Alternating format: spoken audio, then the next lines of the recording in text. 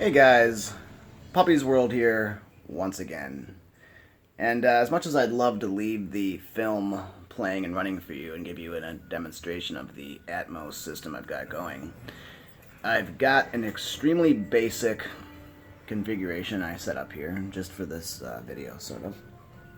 And I wanted to talk about some things that have kind of been plaguing the Audio Video Society. And it touches upon Atmos, DTSX, surround sound capabilities, adding amplifiers, preamping other amplifiers, height channels, and whatnot. And, you know, there's a few things I should be clarifying for some people. And the general consensus in the AV enthusiast market right now, so to speak, is that, well, adding height channels is something that people have to go out and buy a second amplifier for, or specifically have to have usually it's the general consensus lately has been the Oppo UDP 203 is the only Blu-ray player out there that will do the best Atmos, the best DTSX. It actually is one of the only Blu-ray players out there right now that'll do Dolby Vision. So, you know, they have a leg up on some of the market in a sense of that. But I wanted to quickly talk about, number one, the film I'm watching, and that is the XXX Return of Xander Cage movie. It's actually the third installment in this series, but I scour the internet and the world for Atmos tracks, specifically Blu-rays, and I like to get them on non-4K version if I can. And if it's a groundbreaking cinematic experience or blockbuster film, this one wasn't one I chose to do, but I like to get both of them. I like to get the 4K version, so the Ultra HD version of the Blu-ray, and then the Blu-ray version as well. And somewhat compare those on the Oppo versus something more generic, such as the PlayStation 4 right here. So I'm just going to touch on this really quick, and then I'll move. I've got a second video I'm in the midst of doing here where I'm going to take a second surround sound receiver. In addition to this one, we're going to leave my Emotiva out of it, so we're going to leave a power amp completely out of it, but I'm going to add a surround sound receiver right there at that table. And then I'm going to do my cable management and whatnot, and I'll add my other height channels. But I wanted to give you, or at least show you this configuration for the time being, to show you that this is somewhat of my budget setup in here. And I've got this stuff in here because it's the most efficient products that I like to use.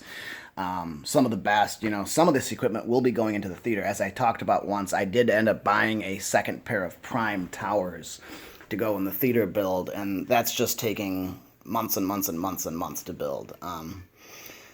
So I've got some Kefs here for the time, as I love the sound that they produce. I've got my speakers not mounted up yet, so I've kind of just, that's a no-no, by the way. You never ever place a speaker on top of a subwoofer like that.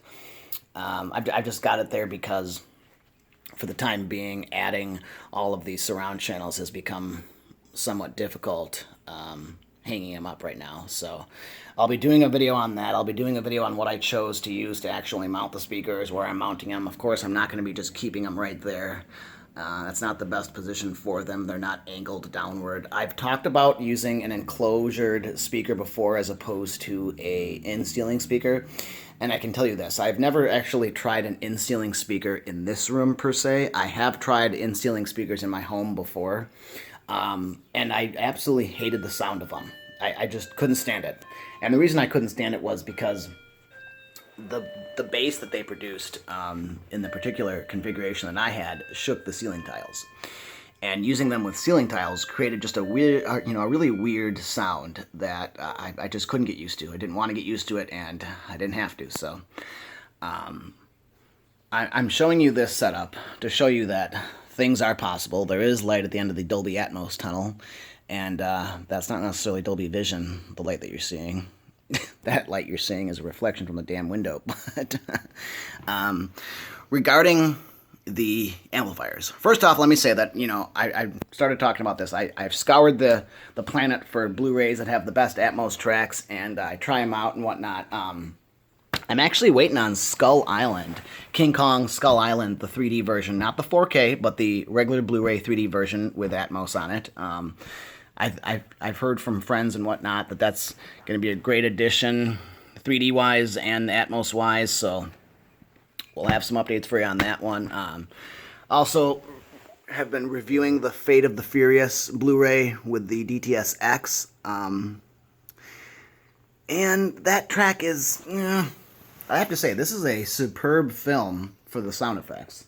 The Atmos track on this film is absolutely amazing. When they get to certain scenes, and maybe on the end of this video or in my next video where I add the other amplifier, I can go to a specific scene where it does kind of swirl around you in the music, and there's all types of different effects in this film that give it a great Atmos experience. But let me get into just what I'm talking about here, and I'm trying to show you a budget conventional setup here that is utilizing a 9.1, and I say 9.1 right now because I've just got the one subwoofer. I'm not using the Valadyne.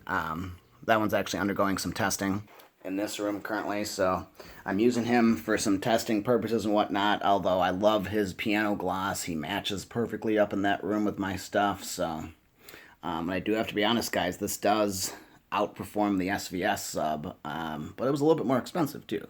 And it's older, so she's seen better days, of course, but got to give this sub a little better rating than the PB2000 at least.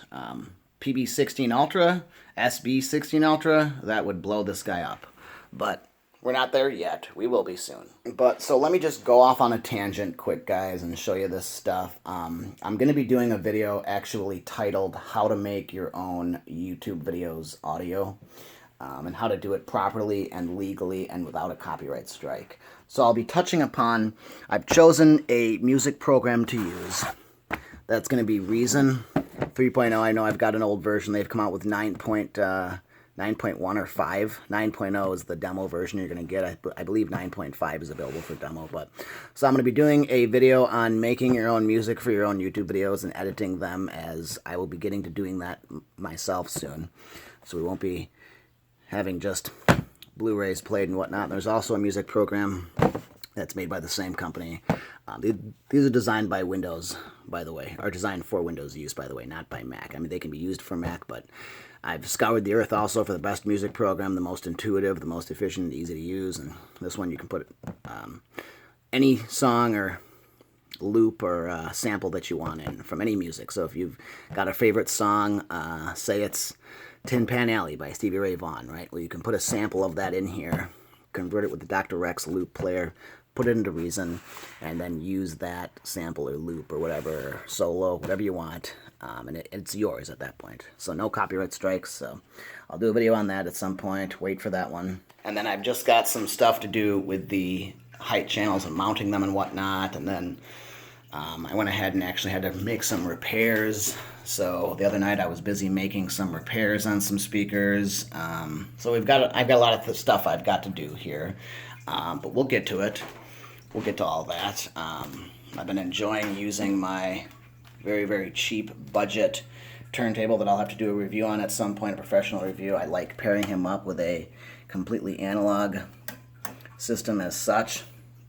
I find that this analog system, especially paired with a preamp, with this Parasound preamp, just gives it one hell of a good sound. But I'll shut that guy off for now. That'll come soon.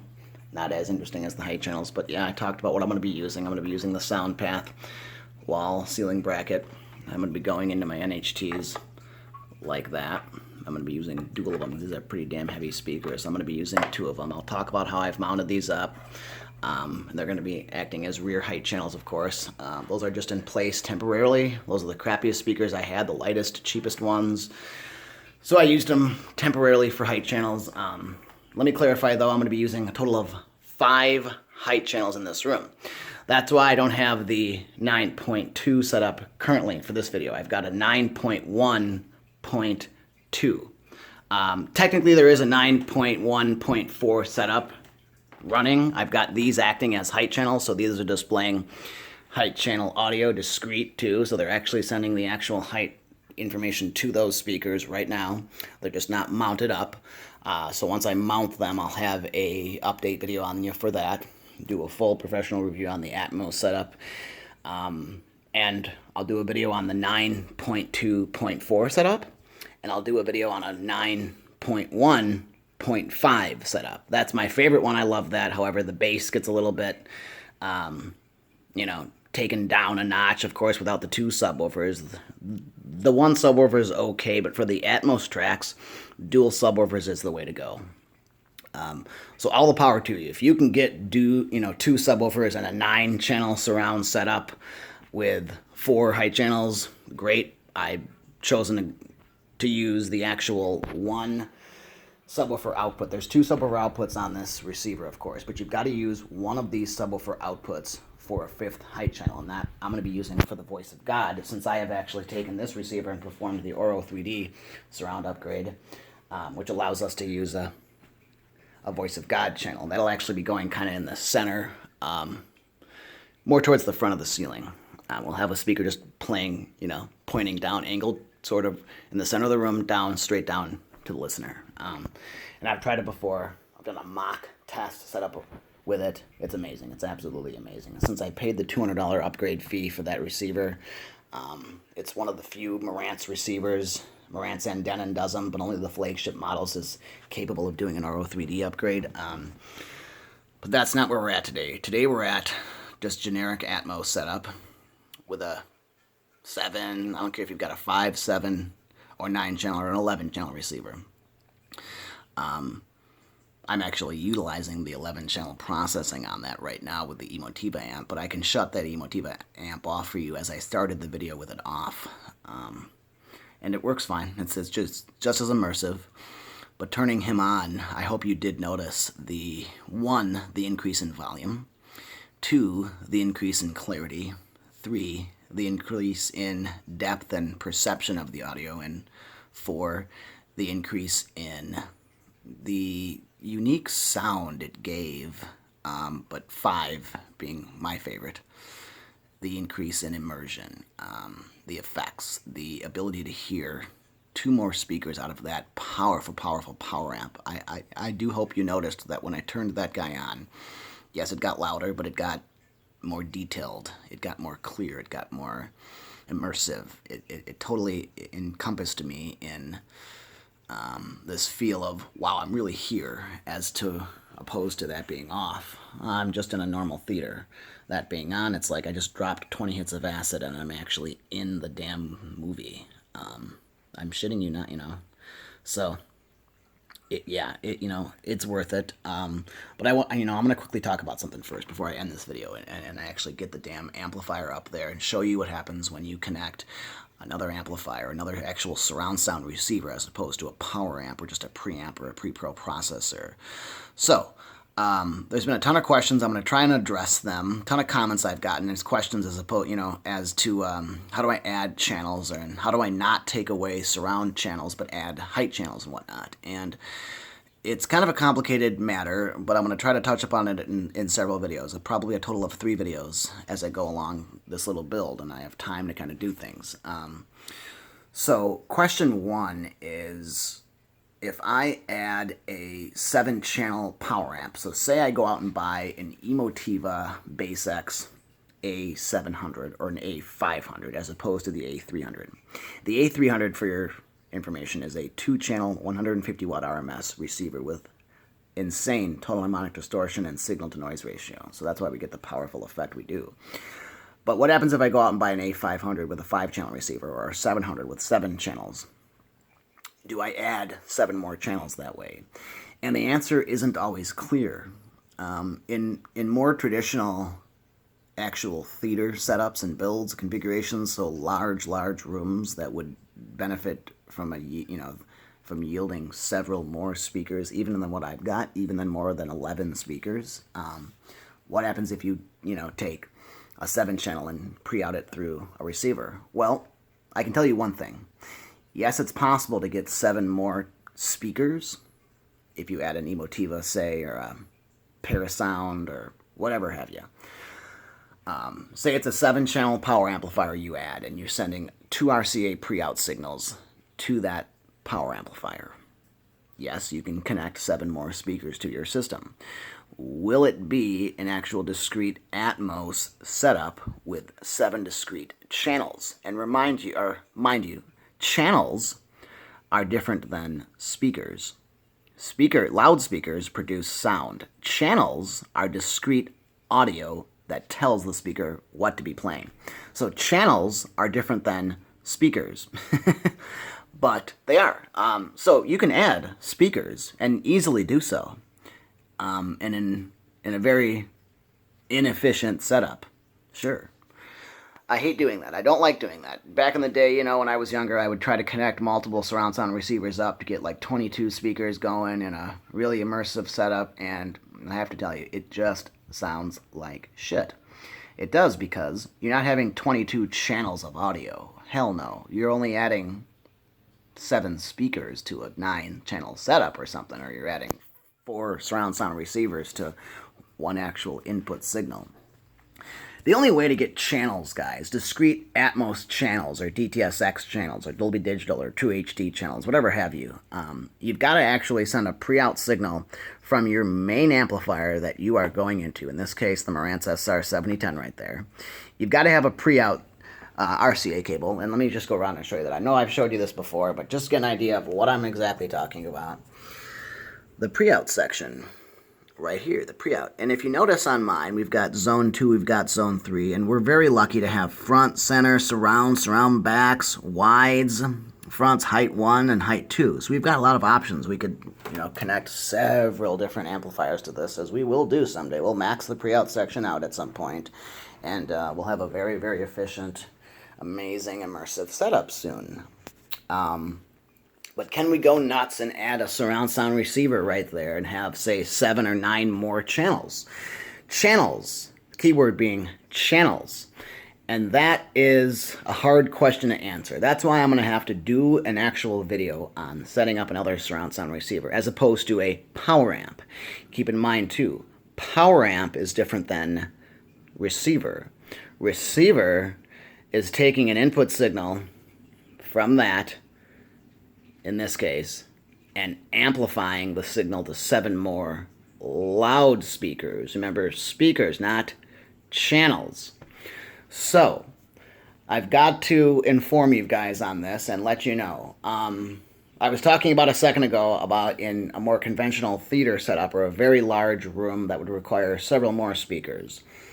But what do they do? What do those people do? How do they get it running? When I normally go into a house, you know, of a customer that asks me, how the hell do I add all these speakers? I can have a 9-channel receiver, but if I've just got 9 speakers, I need to fill the room with 20 of them. How do I do that?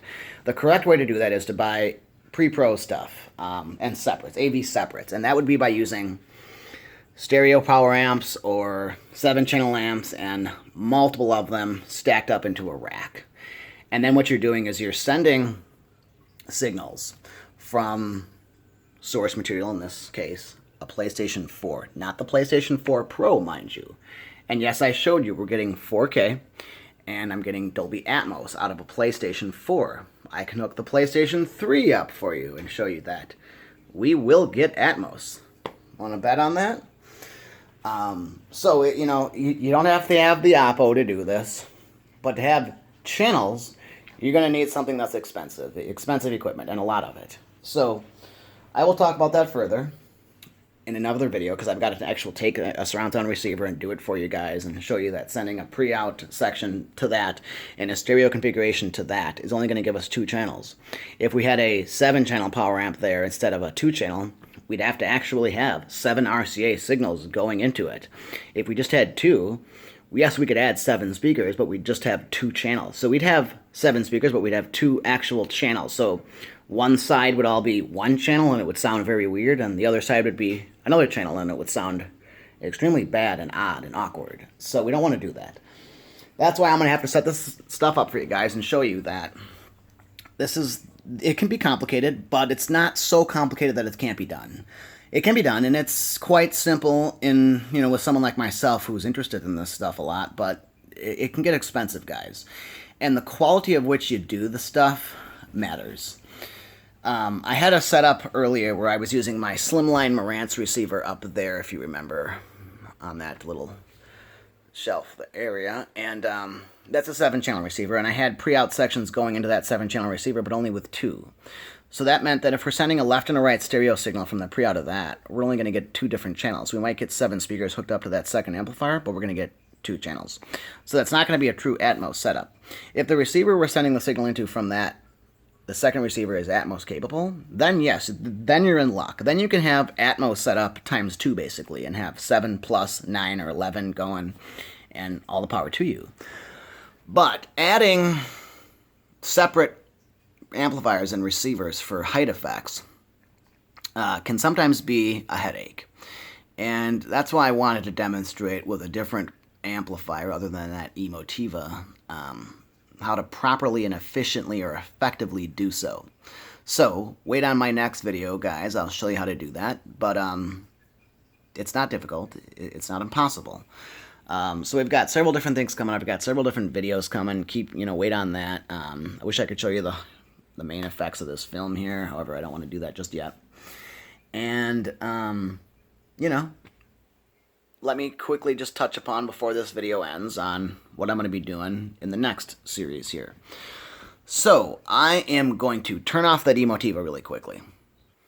So I'd like to remove the Emotiva for you guys in my next video, and I'd like to set up, instead of the Emotiva power amp sending a signal to those 2 SVS towers, I'd like to have a second surround sound receiver sitting there and show you what happens when you connect multiple surround sound receivers together, almost daisy chaining them, so to speak. Several different configurations, several different ways, and I'll show you that it is possible to do so. It can be efficient, but in most cases there are several different actual ways to do this, and you've got to be careful of the power amp that you're adding should be more capable and more powerful than your original receiver, or at least the same power output wattage. If you're going to add an amplifier or receiver and it's got less power, or it's a cheaper setup and it's got the same amount of channels as the exact receiver you're sending the HDMI signal from your source material into, it's going to be a funky setup. So if I add a 100-watt receiver in addition to this 145, it's actually 125 RMS with a unique sound, but 125 watts RMS from that Marantz. If I add a 100-watt receiver pre-out from this guy, it's going to sound weird. But if I take a 150-watt amplifier and pre-out him through him, it's going to sound great. Why is that? Well, I'll talk about that in the other video, guys. What if I take say I've got a Pioneer Elite A20 amplifier in the other room there that I showed you. What if I send a pre-out signal from that into him? Will that work? Yes, it'll work, but you've got to be careful on what we're going to do. So what I'm going to show you is I can take that Pioneer Elite A20 out of that other room there. I can set up pre-out through this guy, but I'm not going to do the fronts pre-out. And you know why? I'm not going to do the fronts because he's way less power. He's about 50 watts RMS per channel. However, he does sound amazing bi-amped and bi-wired. So what I'd like to do for you is take that Pioneer Elite A20 and wire him up to these KEFs that are bi-wireable and bi-ampable. I'd like to operate these KEFs as height channels specifically. We can do wides, we can do surrounds, we can do surround backs, height 1 and 2, but I'd like to wire that up together to show you how effectively to do this, how to take 2 amplifiers together and make it a Atmos-friendly setup. And then that'll answer your question as to how the receivers or amplifiers differentiate the channels between, are they Atmos channels? Am I a left channel? Am I a left center? Or am I a left surround? Am I a surround back? If so, which one? So there's a way to do that, and I'll show you how to do that with adding multiple different pieces of equipment. So stay tuned, guys. Watch out for my next videos, as I really want to show you this, as there's been just so many questions as exactly to how do I add more height channels and what amplifier to buy. The general consensus, at least online in the AB forums, does appear to be that I've started some sort of a trend here with adding the Emotiva, particularly. And the Emotiva I added, guys, because I researched this for a long time. I went through a few amplifiers. I even went through a 2-channel audio source amplifier, meant to give you 2 more channels. And nothing seemed to work out as well as the Emotiva did. The Emotiva seems to be the most efficient. I love him for a stereo playback mode with this Parasound preamp that's sitting up there. So that guy just offers a lot of capability for me, and the best, most efficient for me. So that's why I've just added the Emotiva. what happens when you add a 5-channel or a 7-channel Emotiva? That's when things get interesting. So, check back soon, guys. I'll change the configuration around. I will set up the other 2 height channels here so we can have the 4 height channels properly placed and where they should be, and I've got cable management to do. So give me some time and effort to do that, and I will be back. Check on the second video, but I will talk about and go into further depth on adding height channels. But let me just conclude this video by telling you guys that I am using basic elements of a home theater here. Nothing special. The Emotiva is special in my opinion, but yeah, I'm using a PlayStation 4, as I said before, not a Pro, and that's giving me a Dolby Atmos system. I'm using the Marantz SR7010, no Oppo UDP203, and I am getting a 4K video signal. No, it's not a true 4K video signal without the Ultra HD 4K disc. However, it is upscaled, but it looks damn good. You almost cannot tell the difference. I've sat the female down here and had her do a comparison of blindfold, not blindfolded, but she couldn't see what I was using as source material as the Oppo UDP203 or PlayStation 4 in terms of a 4K Ultra HD or a Blu-ray. She couldn't really tell the difference, honestly, guys. She could not tell the difference if it was upscaled or if it was the actual Oppo with the 4K version. So, I'll have multiple things back. Like I said, I'll do a video on how to make your own music. Effectively too. If you don't know how to play a keyboard or a piano, it doesn't matter. There's several different, you can have up to like 57 different instruments playing audio at once, at least through my computer, which is kind of slow. But, so I'll have updates for you on that. Check back soon, and I will change my configuration around. So, I hope I've answered at least a few of your questions. I'll try to answer more of them in depth in my later videos. This is probably going to have to be a 3-part video, and I'm going to have to set up the height channels, wire my wires properly and all that. I'll scour the planet for more Blu-rays. Hopefully I'll get Skull Island 3D Blu-ray by the time we do the next video and go from there. Thanks for watching, guys, and if you have any questions on the Atmos setup, how to add stuff, what amplifiers to use, how to do it, where to send the signals, what wires to use, cables, how to do it, anything, ask me. Thank you. Please subscribe, and I'll be back.